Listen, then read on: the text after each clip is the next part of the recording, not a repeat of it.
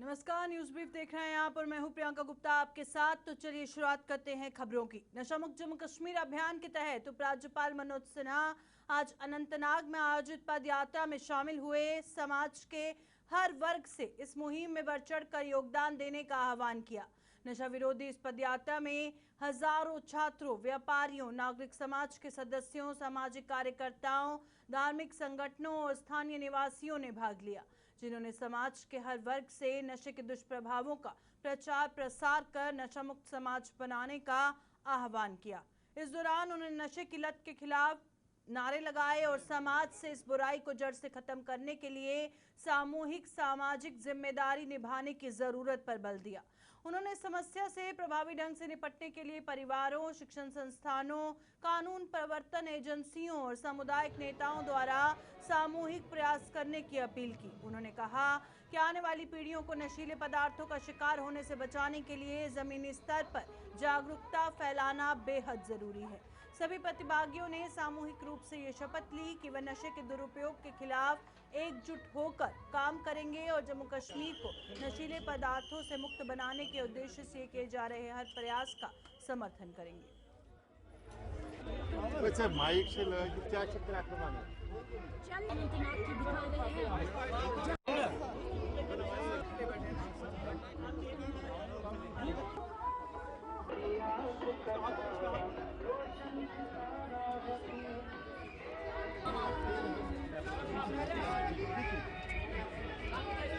पीछे पीछे पीछे पीछे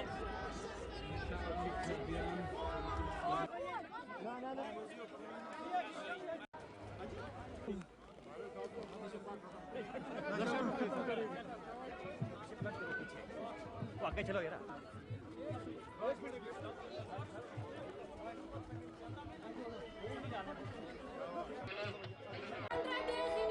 नशा मुक्त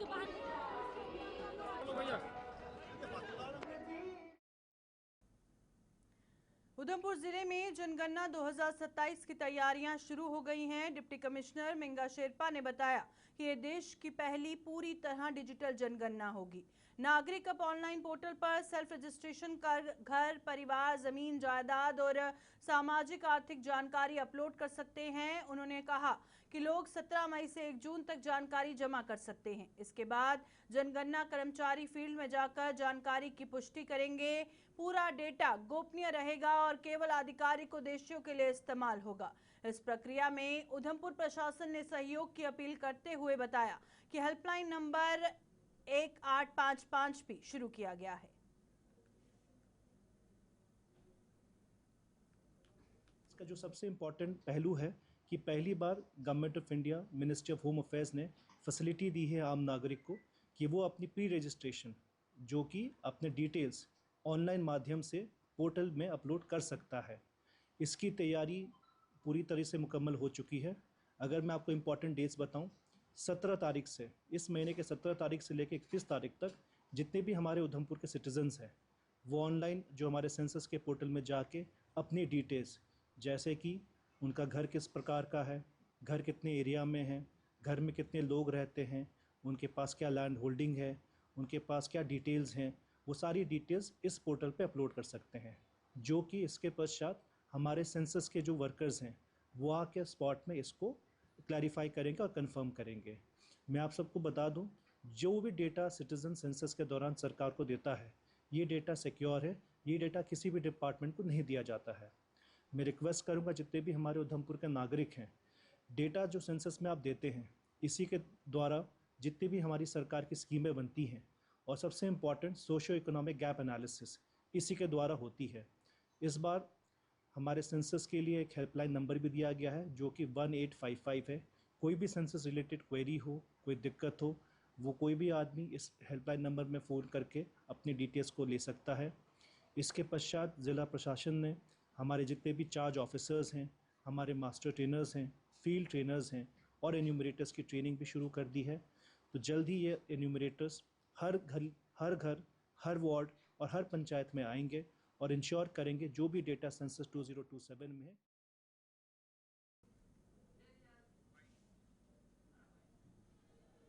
पश्चिम बंगाल में पहली बार सरकार बनाने पर भारतीय जनता पार्टी देश भर में जश्न मना रही है। भारतीय जनता पार्टी की कश्मीर इकाई ने आज इस उपलब्धि को लेकर जमकर जश्न मनाया।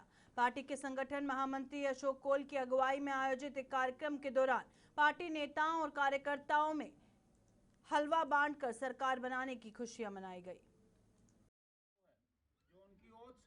भारतीय जनता पार्टी की जो सरकार बनी, पीछे आपने देखा 207 एमएलए भारतीय जनता पार्टी के जीते और आज सुवेंद्र जी ने वहां शपथ ली है और स्वयं प्रधानमंत्री जी उस शपथ ग्रहण समारोह में गए थे। तो वो खुशी जो बंगाल में, वो खुशी जो हम सबको हुई कि बंगाल में पहली बार 47 के बाद भारतीय जनता पार्टी की सरकार बनी है और आज सुवेंद्र जी ने शपथ ली है। बंगाल वो धरती है जहां श्यामा प्रसाद मुखर्जी का जन्म हुआ है। बंगाल वो धरती है जो वंदे मातरम का गीत जहां से बोला गया। बंगाल वो रविंद्रनाथ टैगोर की धरती है। उस बंगाल में जो तहस नहस उसको किया था, उसको लोगों ने वहां समझा और लोगों ने भारतीय जनता पार्टी को 207 एमएलए जिता कर दिए और भारतीय जनता पार्टी की आज शपथ ग्रहण समारोह वहां हुआ और उस शपथ ग्रहण समारोह में सुवेंद्र जी हमारे वहां के मुख्यमंत्री बने। इस खुशी में आज हमने यहाँ ये हलवा बांटा है। हम सब वर्कर्स को, हम सब कश्मीर के कार्यकर्ताओं को ये खुशी है और इस खुशी में हमने इस हलवे को आज यहाँ सब में वितरित। जम्मू की विभिन्न औद्योगिक इकाइयों में कार्यरत पश्चिम बंगाल के मुलाजिमों ने आज अपने पैतृक राज्य में भारतीय जनता पार्टी की पहली बार सरकार बनने पर जमकर खुशियां मनाई। गंग्यार इंडस्ट्रियल एरिया में इन मुलाजिमों ने अपने परिवारों के साथ नाच गा कर अपनी खुशी का इजहार किया। बाहू विधानसभा के विधायक विक्रम रंधावा भी इन लोगों के जश्न में शामिल हुए और इन्हें भाजपा की इस उपलब्धि की मुबारकबाद दी।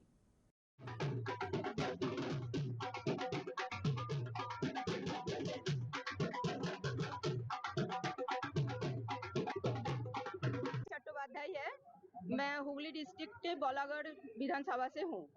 तो आज तो बहुत खुशी के दिन है। श्यामा प्रसाद मुखर्जी के जो बीजेपी पार्टी जो बनाए थे, तो आज पहली बार हमारे वहाँ बीजेपी के मुख्यमंत्री भी बन रहे हैं, वो तो बहुत ही खुशी की बात है। और साथ में आज 25 वैशाख है, रविंद्रनाथ की भी जन्म जयंती है, तो दोनों एक साथ ही बंगाल में सेलिब्रेशन हो रहे हैं। अभी हम लोग भी इधर सेलिब्रेट कर रहे हैं दोनों को एक साथ ही, तो बहुत खुशी के दिन है आज। चुनावों के साथ साथ वेस्ट बंगाल की जीत को जो है बड़े हर्षोल्लास के साथ देखा जा रहा है और खास करके डॉक्टर श्यामा प्रसाद की मुखर्जी जी की कुर्बानी को सही मायने में आज जो है वो सल्यूट किया है हमारे वेस्ट बंगाल के लोगों ने, जब उन्होंने डबल इंजन की सरकार नरेंद्र मोदी जी के नेतृत्व वाली सरकार के पक्ष में वोट डालकर एक मजबूत सरकार बनाई और आज प्रधानमंत्री जी की उपस्थिति में शुभेंदु अधिकारी जो है वो पहले भारतीय जनता पार्टी के मुख्यमंत्री के रूप में शपथ ले चुके हैं।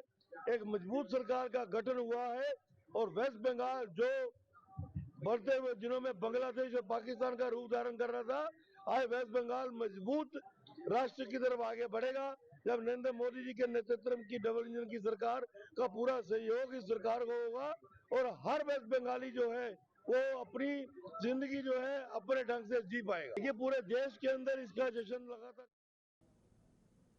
जम्मू कश्मीर में कल रविवार शाम से मौसम से मिजाज के एक बार फिर बिगड़ने जा रहा है और मौसम विभाग के अनुसार कल से प्रदेश भर में आंधी तूफान और बारिश का अनुमान है और उसके बाद 11 मई से लेकर 13 मई तक भी मौसम खराब रहेगा। विभाग के अधिकारियों के मुताबिक इस अवधि में तापमान 4 से 5 डिग्री तक नीचे गिर सकता है, जिससे लोगों को गर्मी सहने के बाद कुछ हद तक ठंडक का एहसास हो सकता है। मौसम के हवाले से बात करने के लिए हमारे साथ मेट्रोलॉजिस्ट मलिक मुबीन साहब मौजूद हैं। इनसे बात करते हैं क्या कुछ सूरत हाल रहने वाले हैं। अगर इस वक्त बात करें, मौसम काफ़ी ठीक देखने को मिल रहा है, धूप भी अच्छी खासी, तो आगे आने वाले दिनों में क्या कुछ सूरत हाल है? बहुत शुक्रिया। अभी मौसम ठीक है। आज एक बार फिर सनी वेदर ही दोनों डिविजन्स में मिलेगा और ये जो हमारे मैक्सिमम टेम्परेचर्स में एक बार फिर इजाफा देखा जाएगा 4 to 5 डिग्री एब नॉर्मल यहाँ और जम्मू में भी देखा जाएगा। अलबत्ता कल इवनिंग से एक बार फिर मौसम करवट लेगा और पूरी वादी और जम्मू के जितने भी रीजन्स हैं उनमें wide spread light moderate rainfall, वहीं उसके साथ साथ गस्टी विंड्स और हिल स्टॉर्म के भी खतरात मौजूद हैं। और एक बार फिर 11 से 13 तक ये मौसम ख़राब है और ये जो पूरी एक ठंड का माहौल सा बनेगा, ये जो दर्जा हरारत में भी कमी देखी जाएगी और एकदम ये जो सनी है ये कोल्ड में तब्दील हो जाएगा।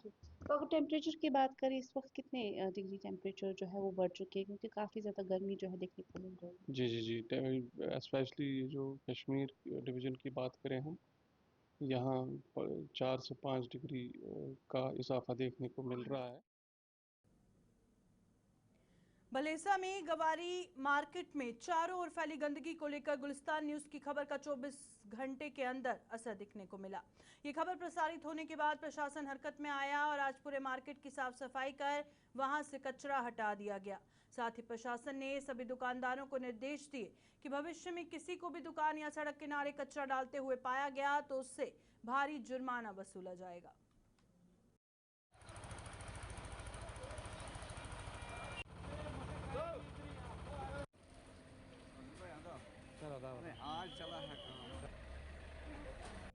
मैं मीटिंग भी यहाँ ली है, मैंने अभी दुकानदारों से सबको बुला के बात की है। अब मैं आपके माध्यम से फिर मैं बता देना चाहता हूँ कि जब तक आप अपना अपना काम अपना अपना हिस्सा इसमें नहीं डालोगे, आपकी मार्केट साफ नहीं होगी। इसमें खासकर जो दुकानदार हैं, दुकानदार मैं गुजारिश करता हूँ उनके कि अपनी दुकान का कचरा कम से कम यार अपनी दुकान में एक डस्टबिन रखो। जो आपका कुरकुरे का पैकेट है, जो आपका प्याज खराब होता है, वो कम से कम अपने डस्टबिन में डालो, क्योंकि नाली जो है वो मुनासिब जगह नहीं है कचरा डालने की। ये मैं रिक्वेस्ट करूँगा कि अपनी मार्केट को साफ रखने के लिए आप जब तक ये एकदम नहीं उठाओगे, जब तक आप अपना हिस्सा नहीं डालोगे, ये मार्केट साफ नहीं होगी। बाकी यहाँ आप दिखा सकते हैं जितना भी कचरा था, ये वीडियो साहब ने उठवाया है अभी। अब मार्केट साफ हो गई है, साफ सुथरी हो गई है। और भी जो कमी पेशी है हम देख रहे हैं, हम उसको भी करेंगे। लेकिन इसके बाद अगर यहाँ पे गंदगी पाएगी या कोई लापरवाही से यहाँ गंदगी डालता हुआ मिला तो हम उस पर जो भी ज़ाब्ता के तहत जो भी कार्रवाई बनेगी हम उस पर कार्रवाई भी करेंगे। फिलहाल मैं उम्मीद करता हूँ कि ऐसी कार्रवाई की कोई नौबत नहीं आएगी, नौबत ना आए। हर आदमी इसकी साफ़ सफाई का ख्याल रखें और ये आपकी मार्केट है, हमारी मार्केट है, इसको हमने ही साफ रखना है। सर, पहले तो मैंने यही रिक्वेस्ट की कि जैसे आपका व्यापार मंडल की एक कमेटी बनी हुई है, ये लोग मंथली अपना कंट्रीब्यूट करके एक बंदे को पे करते हैं, वो बंदा डेली बेसिस पे सफाई भी करता रहा। बदकिस्मती से 1-2 दिन से यहाँ ये ड्रेन जो ब्लॉक हो गई, वो इस इतने बड़े मलबे को साफ़ नहीं कर सका।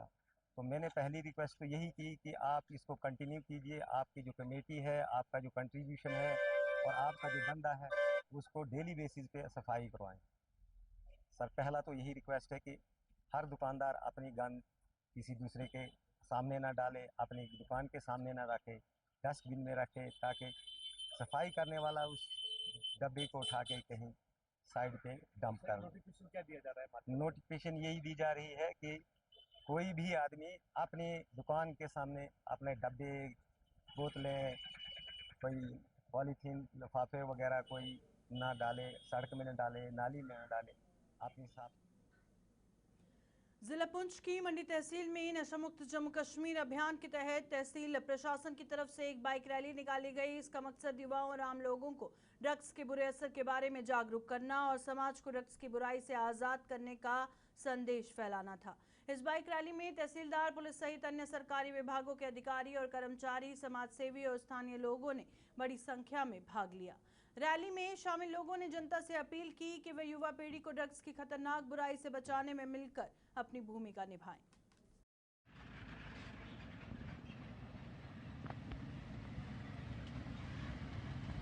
आज की जो रैली थी ये नशा मुक्ति को लेके थी। जो 100 दिन का जो कैंपेन चला है नशा मुक्ति को लेके, ऑनरेबल एलजी साहब ने इनागुरेट किया था इसको, और उसी सिलसिले में आज हमारे डिप्टी कमिश्नर साहब पुंछ की हिदायत पे हमने तहसील मंडी में जो है एक रैली रखी थी, बाइक रैली, ताकि लोगों के बीच में जाके हम लोग पूरे बाज़ार से होते हुए आए, आपने देखा होगा।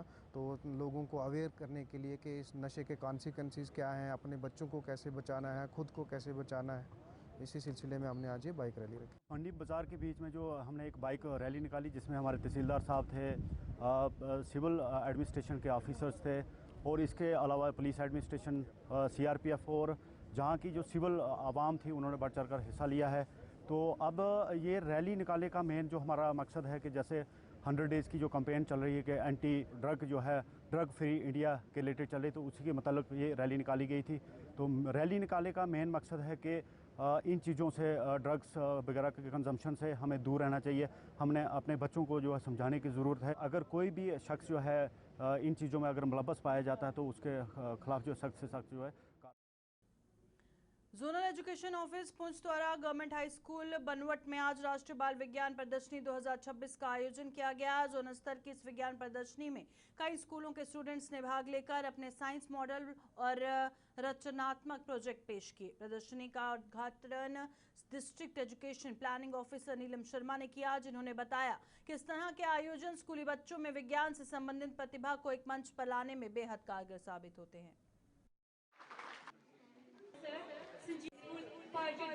जैसा कि आप सभी जानते हैं कि आज बनपत हाई स्कूल में NCERT द्वारा आज एक बाल वैज्ञानिक प्रदर्शनी का आयोजन किया गया है, जिसमें लगभग 47 के करीब मॉडल्स आए हैं हमारे पास विभिन्न स्कूलों के बच्चों के द्वारा। और मैं आपको यहाँ बता देना चाहती हूँ कि यहाँ पर हायर सेकेंडरी और हाई स्कूल्स ने इसमें पार्टिसिपेट किया है, जिसमें कि जो है हमने यहाँ पर आज जोनल लेवल पर ये कंपटीशन रखा है। इसके बाद ये कंपटीशन डिस्ट्रिक्ट लेवल पर जाएगा और उसके बाद स्टेट लेवल पर इसका प्रोग्राम किया जाएगा। जो भी बच्चे यहाँ से निकलेंगे फर्स्ट सेकंड थर्ड, उनको आगे भेजा जाएगा डिस्ट्रिक्ट लेवल पर। उसके बाद डिस्ट्रिक्ट लेवल पर जो बच्चे आगे निकलेंगे उनको स्टेट लेवल पर भेजा जाएगा। इसमें आज की प्रदर्शनी में विभिन्न प्रकार के जो थीम्स लिए गए हैं और बेहद खुशी की बात है कि बच्चों ने बहुत बढ़ चढ़कर इसमें हिस्सा लिया है। और इस जो प्रदर्शनी को करवाने का मेन उद्देश्य यही है कि बच्चों के अंदर जो भी प्रतिभा छुपी हुई है उसको हम निखार कर बाहर लाएं। ये इस प्रोग्राम का मकसद ये है कि बच्चों में एक साइंटिफिक टेम्पर जो है उसको पैदा करना है। और बच्चे इस आज के प्रोग्राम में और इस हेडिंग के तहत जो है बच्चे डिफरेंट साइंस के मॉडल्स जो हैं वो बना के लाते हैं। ये पुंछ जोन का जो है हम यहाँ लोकेशन रखी गई है हाई स्कूल बनवत में, और यहाँ बच्चों ने बहुत अच्छे मैं देख रहा हूँ कि जो साइंस मॉडल्स जो हैं वो तैयार करके बच्चे लाए हैं। और इसमें यह है कि बच्चों के यहाँ से हम सेलेक्ट करेंगे कि जोनल लेवल पर कौन जो है वो टॉप करता है, कौन सेकंड पोजीशन पर आता है और कौन थर्ड पर आता है। तो जब कंपटीशन का हम ऑर्गेनाइज करते हैं कोई भी कंपटीशन, तो उसमें ये होता है कि बच्चों के अंदर कंपटीशन। राजौरी से लेकर सुरनकोट तक सड़क मार्ग को चौड़ा करने की परियोजना की कछुआ चाल से थना मंडी के लोगों में बेहद रोष देखा जा रहा है। करीब 55 किलोमीटर लंबे सड़क मार्ग पर मार्च 2021 में काम शुरू हुआ था, जो करीब 5 सालों में भी पूरा नहीं हो पाया। थना मंडी के लोगों का कहना है कि सड़क जगह जगह से खराब है और गहरे गड्ढों की वजह से सफर करना बेहद मुश्किल हो गया है।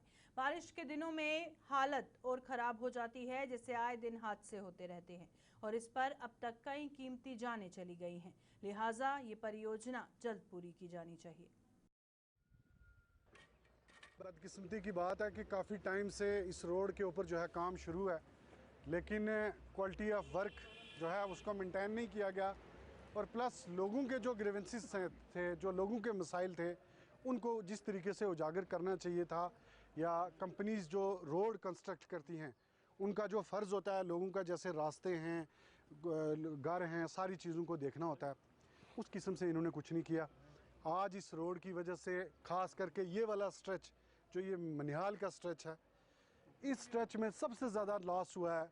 ये फ्लड अफेक्टेड एरिया था पहले से। हमारे एक बारिश होती है पूरा पानी जो है वो लोगों के घरों में होता है। रास्ते जो रोड के एडजॉइनिंग थे उन रास्तों के ऊपर कोई काम इनकी तरफ से, मतलब उनको काट, जैसे इन्होंने मशीनरी लगाई अपनी रोड के लिए और रास्ते का ध्यान नहीं रखा। को बात ऐसे है जनाब, जो मैंने आपको पहले बताया कि जो रास्ते हमारे हैं वो नहीं हुए। मेन रोड की कंडीशन, आप अगर मिनियाल स्कूल के सामने, हाई स्कूल मिनियाल के सामने आप रास्ता देखो, ये जो आपको विजुअल्स दिखाई भी दे रहे होंगे, इतनी बुरी कंडीशन है, कोई पूछने वाला नहीं है, बेयार मददगार लोगों को छोड़ा हुआ है। ये हमारे लोगों के लिए बहुत बड़े मसाइल हैं। रोड के अंदर जो है लोग, ये रोड लोगों की डेवलपमेंट के लिए थी, ये रोड का बेनिफिट्स जम्मू वाला भी उठाएगा, श्रीनगर वाला भी, लेकिन लॉस इसका सिर्फ मनियाल गली वाला उठाएगा। सबसे ज़्यादा लॉस आप रजौरी से शुरू करिए, बफलियाज तक चले जाइए, हमारे लोगों के घर दबे, हमारे लोगों की तबाही बर्बादी हुई है। जो ये गरीब वाले हैं ना, सुबह से डंगे चढ़ाए जाते हैं, शाम को गिर जाते हैं, जो सीमेंट होता है बिक्री कर देते हैं। हमारी ज़मीनें हैं जो गलत इनका कटिंग हुआ है, तो सुबह से डंगे चढ़ाए जाते हैं, ये लोग लेबर घरों में चले गए हैं। तो जम्मू में तवी नदी पर बने चौथे पुल से लेकर फलाई मंडाल की ओर जाने वाला मार्ग खस्ता हालत में है। इस सड़क मार्ग से राहगीर और दुकानदार दोनों ही परेशान हैं। सड़क में गहरे गड्ढों के कारण वाहन चालकों और पैदल चलने वालों को कठिनाइयों का सामना करना पड़ रहा है। स्थानीय निवासियों का कहना है कि इस मार्ग की मरम्मत जल्दी ही की जानी चाहिए ताकि आम जनता को राहत मिले और दुर्घटनाओं की संभावना कम हो सके। दुकानदारों ने भी प्रशासन से शीघ्र कार्रवाई की मांग की ताकि व्यापार और आवाजाही में कोई रुकावट ना आए। देखिए सर, ये रोड फोर्थ ब्रिज से शुरू होता है, सूर्यचक तक जाता है और यहाँ पे एक स्थानीय मंदिर है भद्रकाली का, और यहाँ से जो आपने रास्ता देखा कि इतना ख़राब रास्ता है कि यहाँ जब भी कोई गाड़ी आती है तो यहाँ इतनी दिक्कतों का सामना पड़ता है, उनको देखना पड़ता है कि उनका चलना फिरना, यहाँ से गाड़ी निकालना बहुत मुश्किल है। और मेरी सरकार से यही अपील है कि कम से कम अब हर जगह पे आप ब्लैक टॉप डाल रहे हो, हर जगह पर कह रहे हैं ब्लैक टॉप डाल रहे हैं, सड़कें मोदी जी कर रहे हैं ठीक, उमर साहब ये सड़कें ठीक कर रही हैं, तो ये यहाँ क्यों नहीं? क्या यहाँ लोग नहीं रहते हैं? ये तो आपके सामने बहुत ज़्यादा परेशान है। हमने कल ही परसों ये बोला था तो यहाँ पे ये मिट्टी डलवाई है, लेकिन मिट्टी डलवाने वाला भी और डालने वाला भी ऐसा बंदा है कि देखो क्या करके चला गया। अब समझ में नहीं आ रहा कि हम इसको चलें या अपनी दुकानदारी करें या अपना काम चलाएं या लोगों की हेल्प करें। यहाँ पर कल मैंने 2 गाड़ी यहाँ फंसी हुई थी, मैंने आपको शॉट नहीं दिखाया उसका, 2 गाड़ी यहाँ फंसी थी, हमने बड़ी मुश्किल से उठाई। जैसे ही बारिश आती है यहाँ पे ये भर जाता है सारा। बिल्कुल सर, बिल्कुल खाना कम और धूल मिट्टी ज़्यादा खानी पड़ रही है, क्योंकि हम लोग इतने परेशान हो गए हैं कि अगर हम काम कम करते हैं डॉक्टर के पास ज़्यादा जाते हैं। तो मेरी प्रशासन से यही अपील है, यहाँ के कंसर्न एमएलए से, कि अगर आप सो रहे हो तो जागो, आप असेंबली में भी कुछ नहीं कर रहे हो। साल 2012 में भोरकेम स्थित मिनी स्टेडियम का निर्माण शुरू हुआ था और वर्ष 2021 में इसका उद्घाटन मनोज सिन्हा द्वारा किया गया था, लेकिन उद्घाटन के बाद से स्टेडियम की हालत में कोई सुधार नहीं हुआ। स्थानीय लोग स्थिति को लेकर नाराज हैं क्योंकि स्टेडियम में ना तो पीने का पानी की सही व्यवस्था है, ना ही हाई लाइट्स लगाए गए हैं, और इसके अलावा ड्रेसिंग रूम तो बनवाया गया लेकिन वह अब तक इस्तेमाल के लिए नहीं खोला गया। साफ सफाई के लिए कोई कर्मचारी भी नियुक्त नहीं किया गया, जिसके कारण खिलाड़ियों को बहुत सारी परेशानियों का सामना करना पड़ रहा है। स्थानीय निवासियों ने प्रशासन से स्टेडियम की नियमित देखभाल और सुविधाएं मुहैया कराने की अपील की है। हम ये चाहते हैं कि जो स्टेडियम हमारे जो नौजवान मंत्री भी हमारे सतीश शर्मा जी, उनके होते हुए हमारा जो स्टेडियम बन जाए, बच्चे जहाँ खेले कूदे नशे से दूर जाएं, क्योंकि इस स्टेडियम में हमें भी जब हम पढ़ते थे तब से हमने बहुत मेहनत की है इस स्टेडियम में। क्या प्रॉब्लम क्या आ रही है? प्रॉब्लम जाए आ रही कि जहाँ पर पानी नहीं है, ड्रेसिंग रूम बने हुए हैं वो खोले नहीं गए अभी तक। उसके बाद जहाँ पर हर एक चीज़ देखो, घास कितना है, इसको गवर्नमेंट की तरफ से हाई सेकेंडरी स्कूल से की तरफ से भी कुछ होना चाहिए, गवर्नमेंट की तरफ चौकीदार होना चाहिए जहाँ पर एक परमानेंट। लाइट नहीं है हमारे यहाँ पर। देखो हमने कितने हाई मार्क्स किया, कितने बार बोला है इनको कि लाइटें लगाओ जहाँ पर डे नाइट बच्चे खेलें, शाम को खेलें। तो वो प्रबंध हम सतीश शर्मा जी से रिक्वेस्ट करेंगे, अपने मंत्री जी से, कि वो इसको ठीक करें। ये जो मिनी स्टेडियम जहाँ हम खड़े हैं बोरकम वार्ड नंबर 2 में, इस स्टेडियम की जो शुरुआत जो हमारी जब रमन मल्ला जी स्पोर्ट्स मिनिस्टर से 2013 और 14 में, उन्होंने इसकी जो संगे बुनियाद रखी थी और इसके लिए कोई पैसे भी सेंक्शन किए थे, और जो लैंड थी स्पोर्ट्स काउंसिल को स्टेट लैंड ट्रांसफ़र भी की थी। तो उसके बाद वहाँ काम शुरू हुआ। उसके बाद गवर्नमेंट जब चली गई तो दूसरी गवर्नमेंट बनी तो इसकी तरफ किसी ने ध्यान नहीं दिया। 2021 में हॉनरेबल जो हमारे गवर्नर साहब हैं, उन्होंने आके इस पे थोड़ा ध्यान दिया और इधर विजिट भी की और कहा कि इस ग्राउंड को अच्छे तरीके से बनाएंगे। उसके तहत थोड़ा बहुत काम हुआ। आप देख सकते हैं कि यहाँ उसके बाद ये हमारा वो ड्रेसिंग रूम वगैरह तैयार हैं, लेकिन इसको खोला नहीं गया लोगों के लिए। दूसरा, यहाँ हाई मास्क लाइट की हमने बहुत डिमांड की थी, वो अभी तक नहीं लगी।